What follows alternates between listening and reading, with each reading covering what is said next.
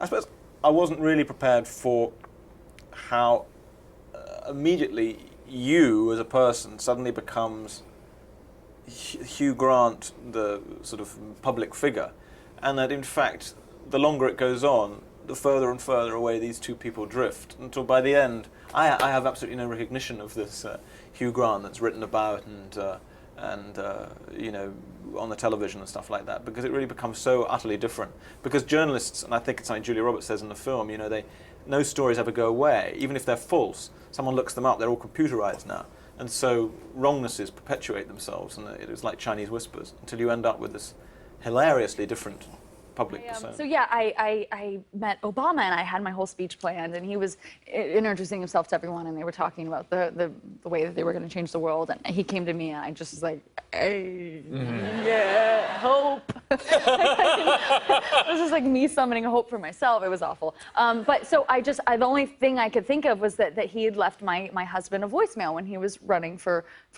president, and so I said, you left my husband a voicemail, and he was like, cool. Oh, yeah. It's called Rheinberg. Oh, It's Rheinberg. on the other side of the Rhine. Oh, yeah. And is it lovely there? Is it picturesque? Yeah, it's a beautiful old town with one church and one cinema, one ice cream store. Do you get a chance to go back there often now? Not very often, but I try always to go back when I'm in Europe. Are you like a huge celebrity in your hometown? Are people very excited when you come back? Yeah, I guess so. Yeah. Yeah, I was a kid, you know, they're pushing me, throwing me to the ground. You're different than us. That kind of thing. I was shook up. Yeah, but I stayed strong, didn't cry. You didn't cry, good. Didn't want to cry, didn't want to give him that satisfaction. I just kind of stared at him. I was like, one day, I'm going to move to Hollywood. And I am going to make a Hanukkah movie. All the world's going to love it. And I'm going to have enough money at that time to pay a doctor to take this paper-mache menorah out of my ass. I took Tiffany out to dinner with Will and I, okay? And I was like, all right, it's Friday night. So I was like, okay, what are you doing tomorrow? She's like, I got this Groupon, I'm gonna go on a swamp trip. And I'm like, well, who are you going with? And she's like, nobody. And I'm like, nobody? You said that you have no idea what Groupon is. I have no idea. Okay, I have no idea. But I'm saying to myself, you got a Groupon and you're going by yourself, you need a group. So I was like... Yeah, we're gonna bring... You know, my mother used to show, when we were watching a movie on TV, we'd see all those people walking in the street in that scene in the city? They're all actors. They're all, that's what you'll be doing. You'll be the guy, you know, over there, sort of getting out of the cab and walking to... And I believed her, but I thought even that is preferable to a life which feels like this classroom, you know, that I'm in. That I hated my math class so much that I thought I'd rather be flipping burgers, dreaming of being an actor, than sitting at a desk doing all that stuff. Well, it obviously... Well, I really didn't. I mean, it was actually my stuntman, James Young, that told me on set that day that, you know, he was like, all right, mate, well, you know, we're going to have this mat, and then you're going to fall. And I was, fall where? And he was like, you're just, you know, you're falling, because the thing, but it's the air. And he never, like, completed his sentences. So it was always like, it's the thing from up there, but, you know. And I was like, hold on. And he was like, Anthony will know. Anthony Russo, one of the brothers, the director. So I went up to Anthony, and I said, Anthony, what's happening? He goes, talk to Joe. But the thing about like Billie singing the song is like I know that like her voice just makes any song sound better to me, and so if she wants a song, I'm like, take it, like it'll be better if you do it. And the only ones that I really keep are ones where I'm like, this is like a diary entry. It's so personal that like I feel like only I can sing it, even though like her voice would probably sound better on it. To me, it's like this is the story of my life. Yeah, you wouldn't fit in that. Yeah, well, to know and to understand what the nature of the behavior is, or the situation, or whatever. You know, it's like it's like discovering what the person is about, what the character is about, what the situation is about, so that you can have different things to choose from. It was never like a good versus evil for me. It was very much in one transitional character.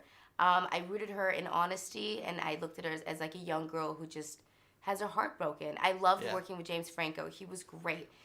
Rachel was an amazing older sister, and And Michelle and I, you know, didn't really have very many scenes together, so our only complaint was we wish we worked together more. She's forced into this very inhumane, disturbing program called the Sparrow School, which was actually a real thing. You know, this movie was, well, not the movie, but the book that the movie's based on was written by Jason Matthews, who is an ex-CIA officer. He worked at the CIA for about 30 years and specialized in U.S.-Russian relations. So it's a very unique perspective, and also a different perspective on spies. You know, it's not a typical spy movie where it's the tools and the guns and you know, it's the human side of international espionage. Great, thank you.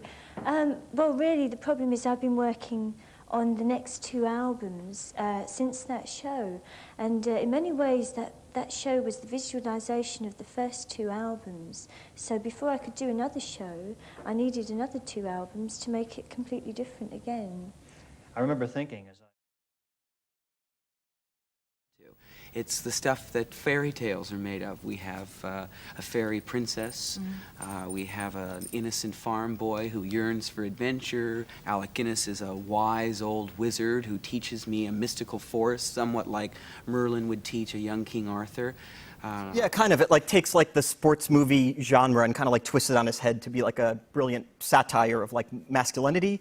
So like my character is this kind of like meek, timid guy who gets attacked on the street. So I sign up for this karate class to learn self-defense, and then the movie just turns into this bizarre satire on like cults and the absurdity of like, you know, crazed masculinity. Do you Some friends have sent like a couple, but to be real, I haven't been on the internet since Thursday night before the Saturday Night Live. Really? Yeah, just because I was like, I don't want to be in all the... It's bad for me. I'm like sensitive. I'm really sensitive. Yeah. So I was like, I'll just like let it be. It's tough, you know, because like for me, I didn't do that. I didn't follow the trend. I always did something a little different. I think it's just really important to know who you are and to just... to do you, to be you. Try to stay true to who you are. Stay true to who you are, and don't worry about what other people think, and just put yourself out there. Zach, who is the other star of the film, is a really incredible person. He's the most pure and loving and genuine, non-judgmental human being I've ever met in my life, and he totally changed my world and totally changed Shaya's world too. And the 3 of us became really close. They became very, very close, and it kind of totally shifted things for Shaya. Je suis avec des jurés qui ont du bon goût et ce sera intéressant de faire des débats avec des gens cultivés, intelligents et qui connaissent très bien le cinéma. Conduire, sinon tu vas droit dans le mur. Mais c'est sûr qu'à la base, la beauté, c'est une grande... Vous allez après conduire le Ferrari? Et comment? Je conduis assez bien, je crois.